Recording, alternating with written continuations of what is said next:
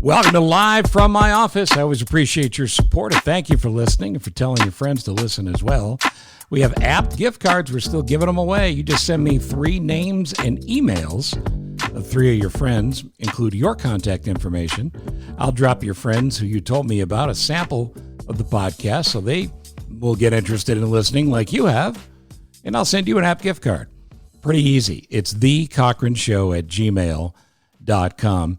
CochranShow.com, of course, is a place where you can get all sorts of information and good stuff and stuff that's good for you.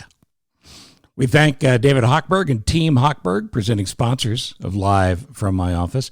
A couple of items before we get started here, and I could only call these 2020 news because this could only happen in 2020. The Lake Tahoe Basin has sent out an official warning from the U.S. Forest Service. The U.S. Forest Service says visitors should be very careful about fleas because fleas there have tested positive for the plague.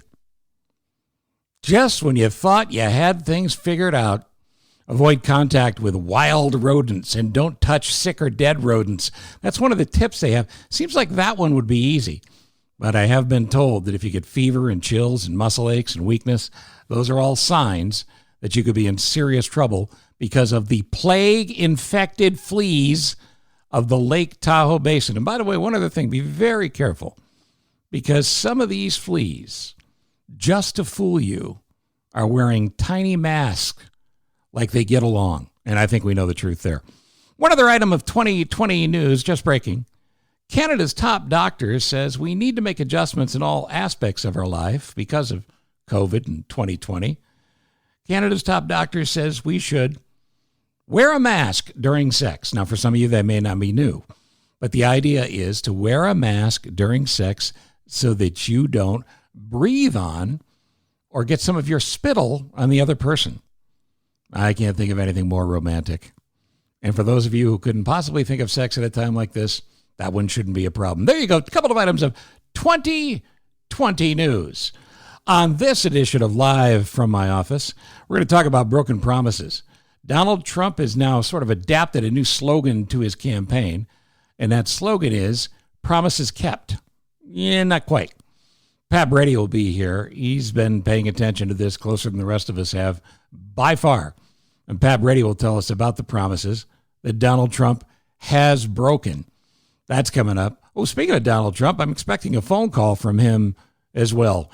Last thing for me is this. Subscribe to the podcast wherever you get podcasts. Subscribe or follow and tell your friends as well, and we appreciate it. This is Live from my office. I'm Steve Cochran. We're going to come back with Pat Brady next. Stick around, won't you? Live from my office would not be possible without the help of great partners like Team Hochberg and specifically David Hochberg. I've known David for a long time. Some people think that I may have bailed him out of prison at some point. No, it wasn't me. But David Hochberg's had a very interesting career as well. He's done a lot of different things, been successful at all of them, but I think this is the niche because for many, many years now, he's been helping listeners get the most out of their homes, whether it's a financing of a new home, a refi, helping out with something like a reverse mortgage. Look, he knows the money stuff that you and I and most people glaze over about. Now, how do I know that? Well, because I use David Hochberg. I've used him before. I'd use him again. He helped me with a refi of a home equity loan. In addition to that, he's working with my daughter on a refi of her first home. And my sister's used him twice. Good enough for my family, you bet. And my friends, too, like John DeCoste. And by the way, a million other people who worked with me at WGN. Just about everybody there at one point or another consulted David Hochberg for help in regards to maximizing the value of their home and maximizing their money because he knows this stuff. And don't lose sight of the fact that your credit could be enhanced by one of the Hochberg team members. He's got a guy who is so good, he can take you from the front of the limo to the back of the limo in short order with some tricks and tips that are perfectly legal that you would never know about and I would never know about. But again, this individual is part of Team Hochberg. It's David Hochberg, Team Hochberg, making the most of your money, making you feel better, and taking some of that pressure off. You know, the weight of it when you think, look at this monthly payment, especially now in COVID year. So take advantage of David Hochberg. Make sure you pick up the phone. Go to Team Hochberg's website. That's 56david.com. Or you can call him up, 855-56-DAVID. David Hochberg, 855-56-DAVID, or 56david.com.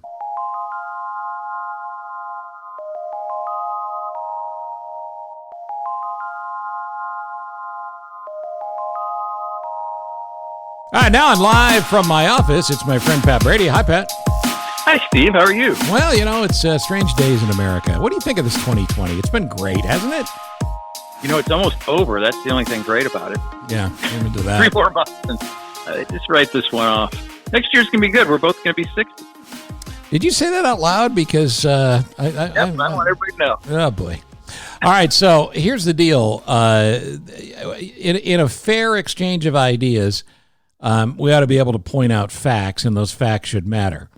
Now, I know what I just said sounds crazy in the new world we live in, but every campaign, every presidential run, there's a lot of promises made, and all those promises, aren't going to get kept. But when you have a president like Donald Trump, and one of the things Donald Trump is running on is promises kept, I think we ought to go back and go over some of those promises, and these are things you and I have been talking about for years. Are you up for that? I'm up for that. Always up for that. All right. I know you know your research, so let's start with the obvious. Mexico's going to pay for that wall. Has he broken that promise? Big fat lie, and Mexico's not paid for the wall, and the border is 1,954 miles long. They have to date put in anywhere from 10 to 15 miles of new wall, and the president claims they've done 340 or something like that, but the reality is all they did is build up existing wall, and none of this got funded through Congress because nobody wanted it. So all these $6-8 billion he's taken from the Defense Department. And this is the Defense Department that he pledged to build up again because he said, in his words, the cupboards were bare. Yes, and he has done okay on that, nothing near what he promised. And it has increased some veterans' benefits for health care, but one of the generals testified at a Senate hearing, I believe, from the Defense Department saying that this money being diverted into the wall is hindering their ability to protect the country, and it's taken away from the troops. But that kind of got lost because I guess the Defense Department and the troops are replacing Mexico, and the people are going to pay for it. Yeah, which is just the way we thought it might work out. But the military thing I was referring to as well is, and you remember he said this pretty consistently for a week or two, and then he dropped it. But that when Obama, it's just so stupid, it's laughable. When Obama and Biden left, they left our service branches with no ammunition. And I don't mean that, in some sort of, way where I'm trying to tell a story. I mean that he literally said, we had no bullets. What happened to that lie? Well, he's proven to be, and he was before, and he always has been fairly uninformed. People I know that worked in the White House in the early days will tell me the guy doesn't have a clue about anything. And what makes that worse is he hasn't tried to learn about anything. Right. No interest. Even Paul Ryan said this guy knows absolutely nothing about government. I get it. He got elected because he's a successful businessman, which is another lie. But that he was going to run things differently. But you still have to at least understand the basic functions of government, which he does. What's the promise he made about China? Oh, many. But the big thing was he's going to get a deal with China. It's going to take 15 minutes. Easy. We'll get it done. After a series of trade wars that cost the United States economy billions in money, because you're paying more for products, they finally came up with a quote-unquote phase one deal with China, which is a bunch of watered-down promises by China to buy mainly U.S. agriculture goods. And that all got wiped out because of COVID. And very few, if any, intellectual property changes to how the operation's done, which is the big issue in this year everybody cares about. Right. So China's stealing ideas. Yeah, stealing our ideas, making our companies, if they go over there, turn over their IP and other things. China's a bad actor. I'm not defending China at all, but for a Republican president, supposedly conservative, to start out and put all these tariffs on products coming in from China, which is nothing more than a tax on the United States, and it hurt farmers.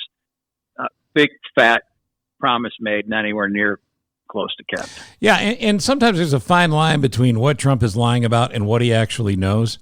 I actually don't think he understands, and again, has showed no interest to learn, that the tariffs hurt us. They don't help us. Yeah, no doubt China's a bad actor in a lot of things they're doing, including spying on us and stealing our IP. And they do not, early on, they labeled them a currency manipulator, which is pretty big deal. And it's true that they do. These are communists. They're bad people. At least, not the people of China, but the people in charge. Mm-hmm. That being said, as a conservative Republican, leading with we're going to throw tariffs on everybody has never been part of the conservative playbook for this reasons that what just happened here. It costs Americans more to buy goods, and people that really got hurt by this because China retaliated were the farmers. Farmers got creamed. Now there's another permanent entitlement to farmers to cover this kind of stuff, which you'll never roll back. So, it's just been bad all the way around. We had a nuclear deal with Iran, and it was affirmed by the Western powers that used to be our closest allies before Trump showed up. Where's the promise he broke on Iran?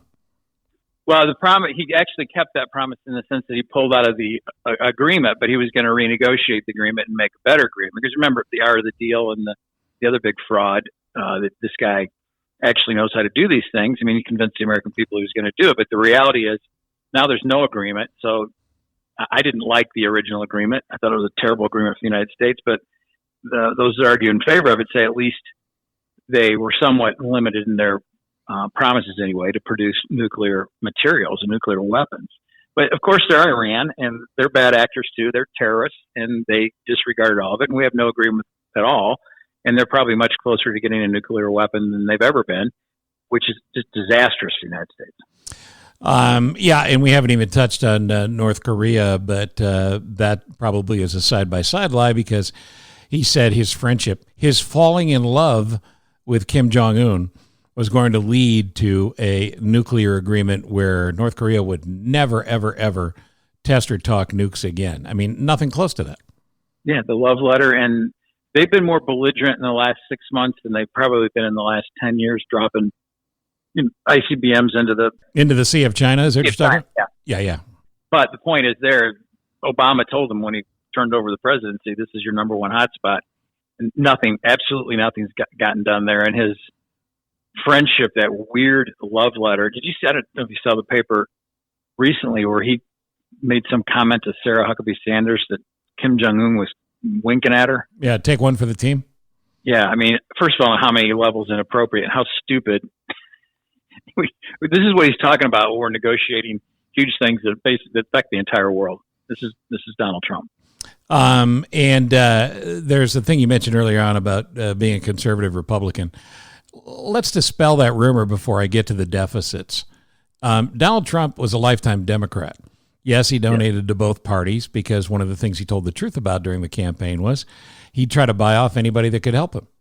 The deficits part of this is so anti-conservative. I mean, you don't need anything else to prove your point. Yeah, that's why when people call the Trump Republican Party conservative, it's not. It's a populist party. It doesn't. There's no ideology at all that they adhere to. It's whatever Trump and his personality want to do. But the deficit, for the first time I think since World War II, our GDP is less than our debt. That's usually the breaking point. I mean, we heard that before during Obama. So the big thing, though, to me is he's the first conservative, quote unquote conservative Republican hasn't talked entitlement reform, because the driver of the deficits and the debt are the entitlements that need to be reformed. He won't touch that. And honestly, look, we're all getting older, as you like to mention, and I try to ignore. But having said that, this goes to the same problem that we've had in Illinois forever, where people go, oh, don't touch my entitlements, and they're constitutionally protected. In this case, we're talking about the equivalent of a pension for state employees, money that was set aside. But the truth about Illinois is the truth about what could be done in Congress if Congress wasn't criminally negligent, and that is you can change entitlements for those coming into the system in a new way without taking money away from those that are already there. Yeah, there are ways to do it in Illinois. I don't want to focusing on that, but there was a deal that John Cullerton, Senator Cullerton, had with Jim Durkin. It's called the consideration model, which met the constitutional requirements. And guess who killed that one? Mike Madigan. Yeah, and we'll have to pick up the Madigan story, too, because it's gotten a little quiet, and we know it can't stay there forever. Oh, yesterday was a big day. Oh, what did I miss? Leader Durkin, House Republicans, it came out late in the day, so a lot of people missed it, filed paperwork in Springfield calling for a legislative hearings into the Speaker and his relationship with ComEd. Oh. Now, normally, when Republicans have done this in the past, since Madigan is the Speaker and he controls it, he just kind of ignores it or never really puts it together or never appoints members. And that was kind of his prerogative. And that's how he controls the rules and the process. That's how he kills things. Well, in this case, funny thing, since he's the subject of the inquiry, he had to recuse himself. Whoops. So there are going to be legislative hearings with 3 Republicans and 3 Democrats to decide whether or not Mike Madigan should be censured or removed from his seat in the House of Representatives. And we've had this discussion before, too, but just to remind folks who maybe didn't hear the radio show as much, Chuck Todd was a regular guest every Thursday. And Chuck Todd, of course, knows national politics, probably like nobody else. And he mentioned without prompting that Mike Madigan is the last political boss in the country, where you've got a member of the legislature of a state who controls what happens in the state and has more power than the governor. Yeah, he's the last of the kings, and he is kicking and screaming. He is so mad, and you can tell from his comments yesterday about Leader Durkin, the Republican, doing this. He's furious. Well, and I got to give Leader Durkin a lot of credit here, because this is the type of thing that should have been done and stuck to and followed through with a long time ago. Better late than never, but it sure is late. Well, this is the first time they've really had in the recent history, the evidence, the concrete evidence presented by the Justice Department and the ComEd plea agreement as to what is going on in Springfield. So it's just a lot stronger thing to do. And remember, in the legislature, like it was with impeachment, it's a political process too. I got you a little off track with the broken promises of Trump, so let me backtrack here. The wall, promise broken. A deal that is in favor of the United States and not China, where we actually benefit, broken. The Iran nuclear agreement, he's going to redo it, fix it because he makes deals, broken. Deficits, are you kidding me? It's never been worse, broken. What about Obamacare? Yeah, another big promise that he was going to repeal and replace Obamacare. And the history of it is Paul Ryan, the Speaker of the House when Trump first got in, said, okay, look, we've got 2 or 3 things we can get done here, infrastructure and repeal Obamacare are one of them. So Paul Ryan presents a plan that he had drafted up, kind of worked it through the House, and Trumpy's people in the House, Jim Jordan and Matt Gaetz and Mark Meadows and the rest of the far-right do-nothings, shot down the Ryan bill, made him rewrite it to make it more like what they wanted, which meant that it would die in the Senate. So you get it through the House, it dies in the Senate, the president's nowhere to be found, no help. But that failure not only was a failure to amend that law, which needs it badly, but it cost Republicans 42, 43 seats in Congress in the 2018 elections because the Democrats pounded the Republicans that they're going to take away your health care. So a disastrous failure again on the promise made and not delivered, and the impact that the Republican Party is going to feel for a long time. And maybe the biggest of all, Russia?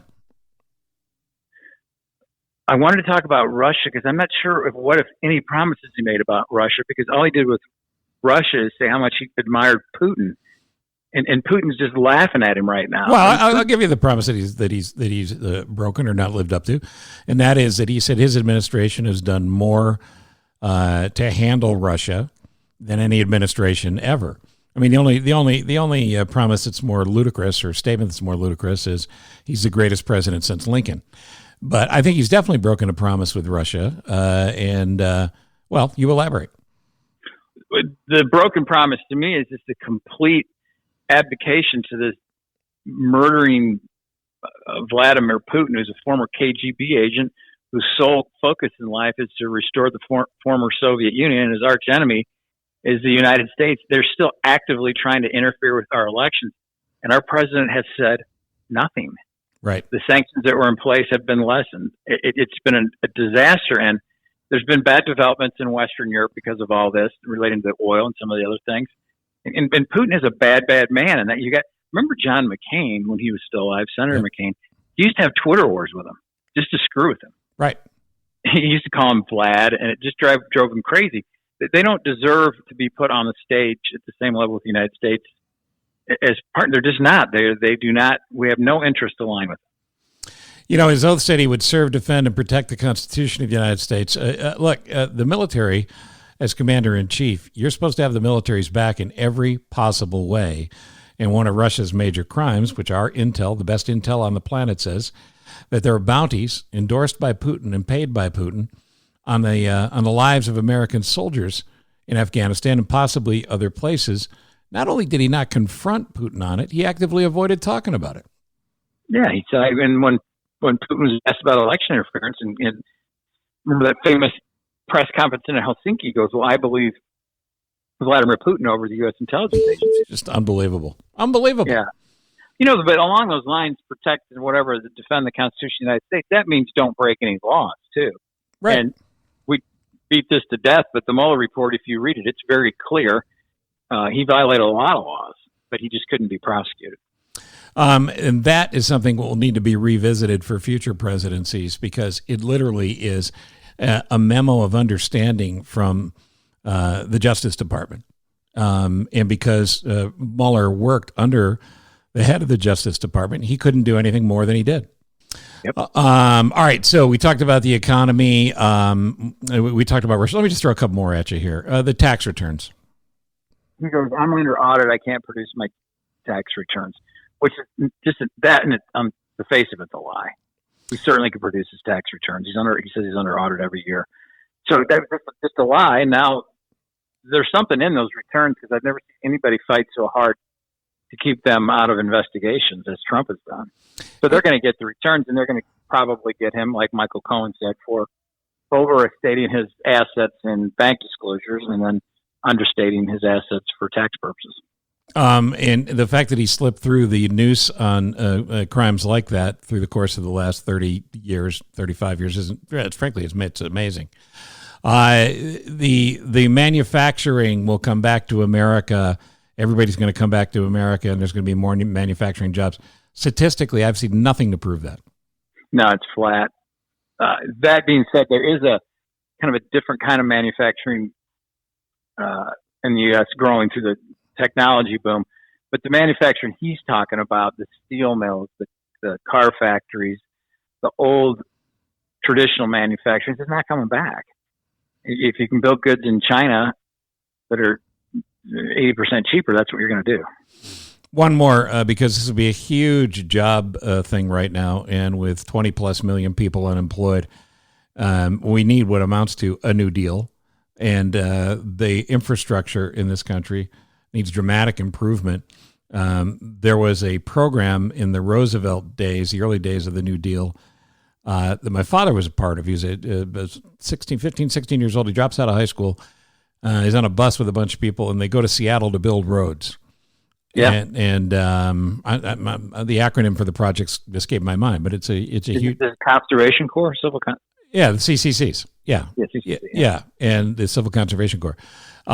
We need an infrastructure bill. We needed it yesterday. Why has he had such trouble keeping that promise? Well, the promise was it was going to be a $550 billion infrastructure bill. The problem with that got to be that the Republicans, his own people, that he supposedly could make a deal with anybody, didn't like it, so it never went anywhere. But Paul Ryan had one ready to go, but after the failure on Obamacare, things kind of blew up. But the problems for the president were the people that most support him, the people I mentioned before, the Jordans, the Getzes, and the crazies on the right. It didn't want anything to do with it because they're going to have to pay for it. It's just outrageous. Broken promises, courtesy of Donald Trump. Anything to add at this point other than a head scratch? No, but the Democrats better start leading on message and quit letting Trump dictate the story of the day. And they better not get cocky on this, because this thing is still close. Yeah, and it's been very much a reactionary campaign. Biden had a phenomenal convention speech. He had a great speech in the past few days. I think it was in Pennsylvania. But there's got to be more of that and not less. I go back to something you said to me on the radio when Hillary Clinton had a huge lead, and that was she doesn't stand for anything. And you and I agreed that she just thought it was her turn to be president. There was no aspirational view of what this country needed. And I hate to have it come down to a hat, but I'm telling you, Make America Great Again mattered. It was a simple hook. And to put it in the simplest of terms, Biden needs something that fits on a hat. Yeah, I think, I agree. The slogans work. I do think they've struck the right tone on, okay, we're just sick of this nonsense. We're going to be a calm administration. But what are you going to do? You got to. No one knows. I mean, he's got a plan. I've read all his stuff. It's pretty moderate, left and moderate platform, but no one knows what it is unless you've actually sat down and read it. And the majority of American voters aren't going to do that. No, and I wouldn't have to. It's really not. If it wasn't the job. And I'll give you one last year. The topical story of the day is Facebook saying they're not going to accept any political ads in the final week of the campaign. Knowing how we vote now and the effect of COVID, and assuming we're going to have multiples and higher numbers of people voting by mail and absentee voting, is that a huge move or is that a surface move by Facebook? I think it's surface. I mean, they're not doing anything that they're not going to make money on. So 1 week of no ads probably buys them more goodwill. That'd be my guess without knowing anything about what their thought process was. But you're right on the early voting, or the vote by mail is going to be a lot more of it, but it's still an overwhelming majority of people are going to be going to the polls. Yeah, expect long lines. And if you can get the mail-in ballot in your state, wherever you're listening, do it and do it soon because you can miss those deadlines. Pat Brady. You might not know who won election night. Might be into the Masters by the time it's done. Good Lord. Pat Brady, great stuff as always, and can follow you on social media, and he's into everything. Pat is legal. That's the weird part. All legal. It's all legal. That's the weird part. Thank you, Pat, for being on live from my office.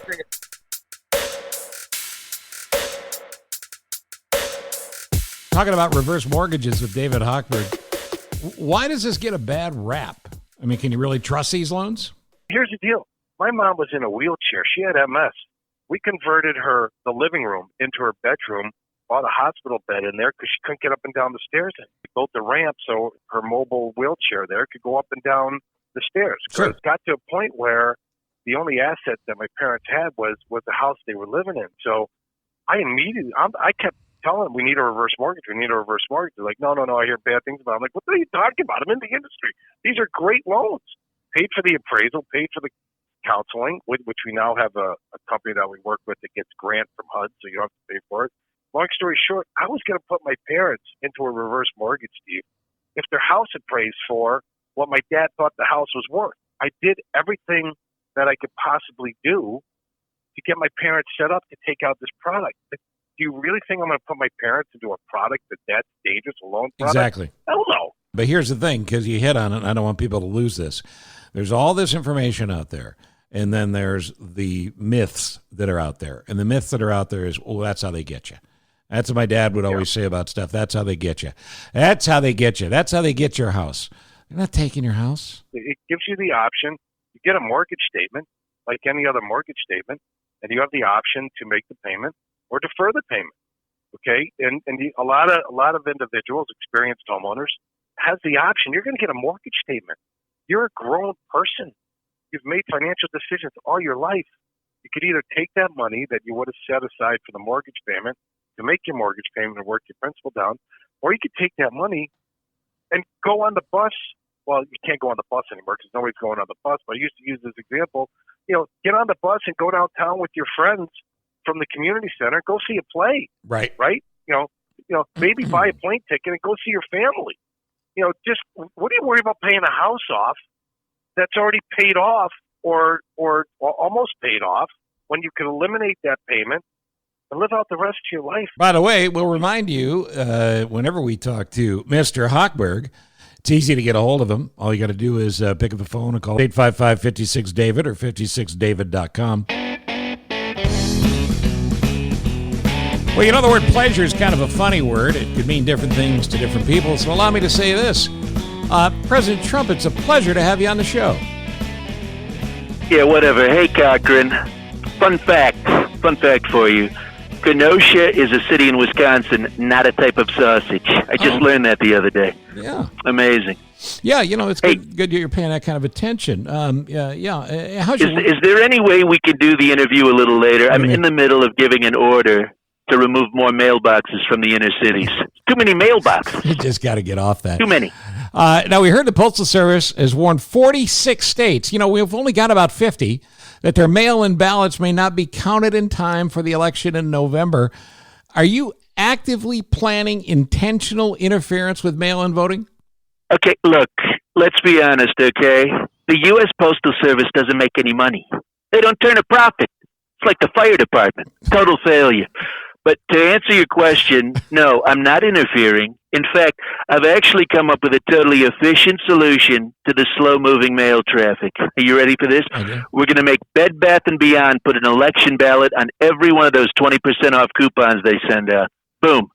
Mail problem solved. You're welcome. That is actually quite brilliant, and I am going to let people know that you're on it, sir, because, as you know, we haven't agreed on much, but that's a great idea. Listen, by the way, I saw you giving a speech in North Carolina the other day. You told the audience to vote twice to test the security of mail-in voting. You do know that's illegal, right?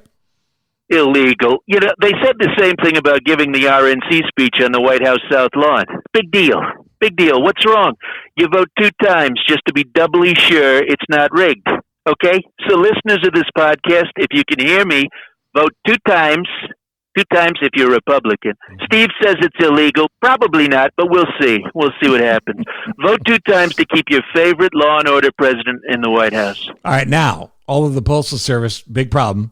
It's not obviously the biggest problem facing the country right now, is it? No, of course not. We all know what that is. Say it with me now. 1, 2, 3. The Corona. The Washington Post. What? The Washington Post? Look. What? Let me switch topics. I'd like to ask about the reports surrounding your health. Now, this is very serious. Specifically, you had this unannounced trip to Walter Reed last year. Nobody said anything about it until you kind of played slip and slide down that ramp. I think it was at the Naval Academy, at the Air Force Academy. And then your guys brought it up this week. Some sources are saying because it was a series of mini strokes and the vice president was on standby. Isn't that true? You with your fake gotcha questions. I can't believe this. I'm still at the ready, sir. If you need me, I'm on standby. Thanks, Mike. You mind if I answer the question? Well, not at all, but you don't have to ask my permission, unless I'm now taking over. No, Mike. He's a little eager, Cochran. Kind of. Just a little eager. Look, a lot of people thought I had a series of mini strokes during the Laura Ingraham interview on Fox News, too, but that's not true. It's not true. Now, you mentioned Walter Reed, okay? For starters, I've never met Walter Reed. I don't know who the hell that guy is. And second, the only strokes I ever suffer from are strokes of genius, okay? Believe me. And the doctors who treated me for the strokes I didn't have, they said, sir, your strokes are so powerful and amazing. Even though they didn't say that, but that's what they would say, even if I did have the strokes, which I didn't. But if I did, I wouldn't have counted them. But they're like penalty strokes in golf. You don't count them. You know that, Cochran. So if you did have strokes, they would be the biggest, most powerful strokes, but you wouldn't count them then either? Tremendous strokes that I didn't have. I wouldn't count them. All right, moving along, sir. You suggested recently that Joe Biden ought to take a drug test before the debates. Really? Absolutely. He's hopped up on something, okay? And while we're at it, maybe we should test my son Don Jr.'s girlfriend, Kimberly Guilfoyle. Amen to that. She seems to be taking something. Did you see her speech last week? Yeah. The RNC, shouting at the top of her lungs? I mean, I swear it was part Braveheart, part Sam Kinison, and part car alarm. It did seem like that. You know what else I saw when she did that speech, sir? Tell me if you agree. Was she auditioning to be the next Joker? She looked a little like a Joker audition to me. Whoa, you know what? I got to take a second look, but you might have a good point, which I never say. I never say that, do I? No, you don't. You don't. You never said it You to don't me, have certainly. many good points. What about that drug testing question, though?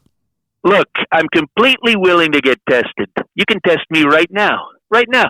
There is absolutely nothing in my system other than Adderall, Cialis, minoxidil, Rogaine, hydroxychloroquine, and whatever makes up the main ingredient of a Big Mac that preserves it for nearly 3 decades. But besides that, nothing else. All right, now, go ahead and test. But moving on.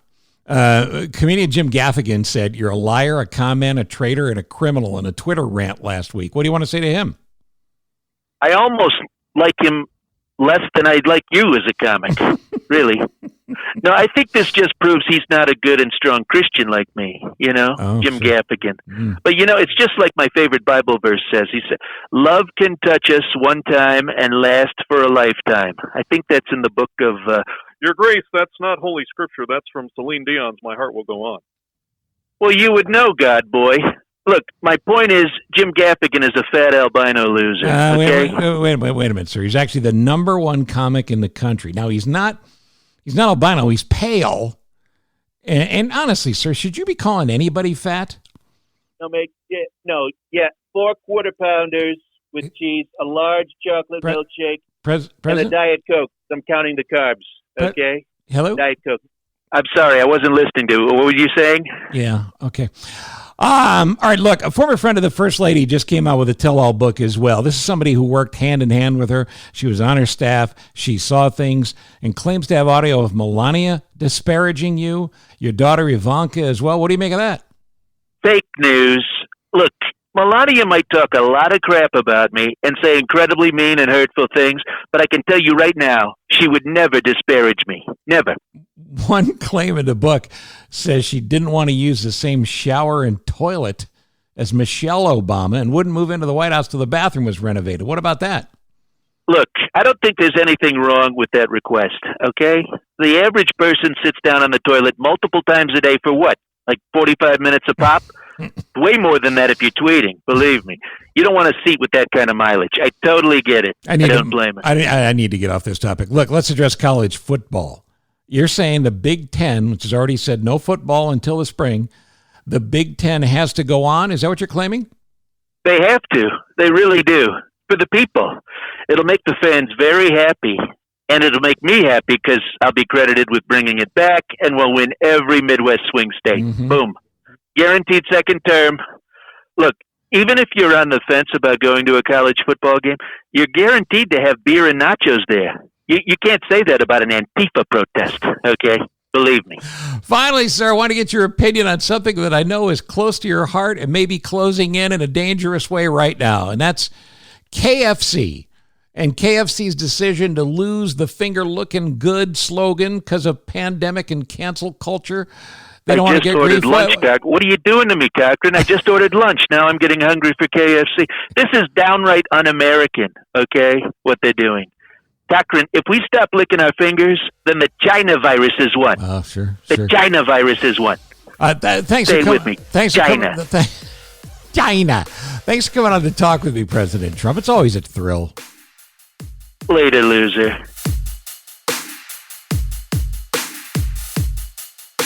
Every time we do a Live from My Office podcast, I like to find a charity that maybe you haven't heard of or one you have heard me talk about through the years or support. This one caught me this week because Tom Seaver died, the great pitcher, mostly from the New York Mets, of course, played with the Reds, White Sox. He just was unstoppable all the way through the 86 Boston Red Sox. And Seaver was not only that, he was a pretty good broadcaster as well. Tom Seaver died at the hands of Lewy body dementia, a horrible condition that is fairly rare. It's also happened to take the life of the great Stan Mikita, the Chicago Blackhawks and NHL legend, one of the greats of all time. Lewy body dementia is a condition that is not discussed much, and when famous athletes get it, it draws attention to it, and that's a good thing for those who may not have to suffer in the future. I hope you'll check out the website called the Lewy Body Dementia Association. That's Lewy Body Dementia Association, lbda.org. That's the letters lbda.org, and help if you can.